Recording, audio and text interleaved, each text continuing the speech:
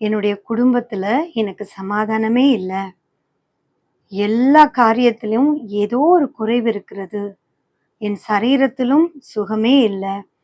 இப்படி போராட்டத்தின் மேல போராட்டத்த ஒருவேளை நீங்க பார்த்துட்டே இருக்கலாம். ஆண்டவர நோக்கி கூப்பிட ஆரம்பிங்க.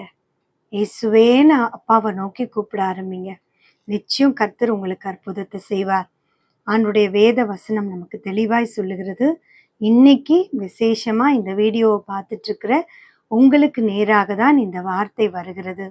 எடுத்து வாசிப்போமா? எரேமியா 33ஆம் அதிகாரத்துல 6வது வசனத்துல கர்த்தர் சொல்லுகிறார், இதோ நான் அவர்களுக்கு சௌக்கியமும் ஆரோக்கியமும் வரப்பண்ணி அவர்களை குணமாக்கி அவர்களுக்கு பரிபூர்ண சமாதானத்தையும் சத்தியத்தையும் வெளிப்படுத்துவேன். கர்த்தர் சொல்றாரு, உங்களுக்கு சமாதானத்தையும் ஆரோக்கியத்தையும் சௌக்கியத்தையும் கட்டாயம் அவர் வர பண்ணுவேன் என்று. நிச்சயம் கர்த்தர் கொடுக்க போகிறார். விசுவாசத்தோடு கூப்பிடுங்க.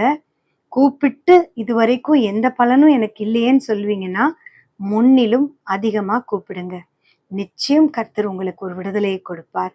சாட்சியா உங்களை நிறுத்துவார். ஆமேன்.